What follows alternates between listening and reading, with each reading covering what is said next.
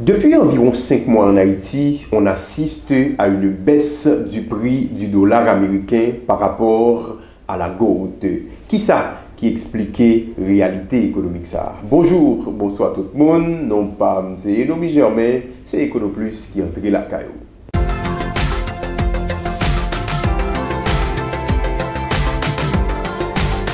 EconoPlus, une initiative de Proeco Haïti. Baisse taux de change que n'a pas assisté jeudi a inauguré précisément le 19 avril 2023. De date ça à mi-septembre, goud l'a apprécié d'environ 12,5%. Taux de change là, notamment le taux de référence, est passé d'environ 153,89 pour un dollar américain à environ 134 gouttes jeudi. Avant d'évoquer les éléments explicatifs de cette tendance baissière, il est important pour que nous disions théoriquement comme dans la pratique, il y a plusieurs éléments qui participent à expliquer les mouvements de change dans une économie. En Haïti, généralement, il y a évoqué le problème de la production. La production, pourquoi? Parce que justement, la production, c'est parmi les variables principales qui a tendance à influer sur l'ensemble d'autres variables. Mais ça ne veut pas dire que c'est uniquement la production qui participait à expliquer les mouvements de change en Haïti. D'ailleurs, cette tendance baissière, justement, n'est pas expliquée par l'augmentation de la production. D'ailleurs, comme nous connaissons déjà, sous 4 dernières années, la production en Haïti a terriblement baissé. Pour comprendre ce qui a passé sur le marché, il est important pour que nous mobilisions deux éléments. D'abord, c'est les finances publiques. Les finances publiques, pourquoi?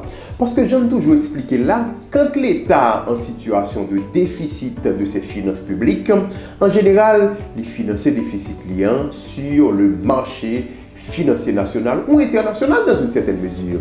Mais sur le marché national, c'est notamment auprès de la Banque centrale. La Banque centrale fait ce qu'on appelle le financement monétaire à l'État haïtien. Mais il se trouve que pour les 3 premiers trimestres de l'exercice, c'est-à-dire sorti octobre 2022 pour arriver juin 2023, le déficit budgétaire a été maîtrisé par le gouvernement. Pour nous comprendre pourquoi moi dit qu'il était maîtrisé, on allait dans l'exercice avant, c'est-à-dire 2021-2022. Financement monétaire au 3e trimestre de l'exercice, il était déjà autour de 31,9 milliards de gouttes. Alors que dans l'exercice nous y là, c'est-à-dire 2022-2023, le financement monétaire au 3e trimestre, tendez bien, c'est seulement 8,3 milliards de gouttes. C'est-à-dire un glissement annuel, bien on baisse conséquente. C'est pour ça qu'on dit que le déficit a été maîtrisé. Situation ça est favorable pour le taux de change. Parce que quantité de gouttes qui met sur le marché pour chercher dollars, est plus ou moins maîtrisé. Mais il faut dire tout que le gouvernement limité déficit budgétaire, c'est en raison d'un ensemble d'éléments. D'abord, c'est parce que justement, depuis le début de l'exercice, il n'y a pas de subvention des produits pétroliers sur le marché. Au contraire, attendez bien, le gouvernement fait des recettes pétrolières. Et deuxièmement, il faut que nous soulignions que le gouvernement a refusé de faire un ensemble de dépenses d'investissement. C'est-à-dire que pour l'exercice là, le gouvernement presque pas investi. Donc, le gouvernement pas dans question de renforcement économique.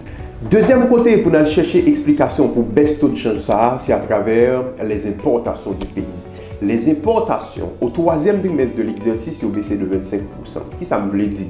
Me voulait dire que soit comparé octobre-juin 2023 à octobre-juin 2022, on va prendre en compte que l'importation pays a baissé. Mais qui rapport importation gain avec taux de change? Pas oublier, importation c'est la plus grande utilisation du dollar américain. Je veux dire que plus fort dollar qu'a demandé dans l'économie, c'est pour aller importer et demander. Pas oublier, son pays qui est importé pour environ 5 milliards de dollars américains.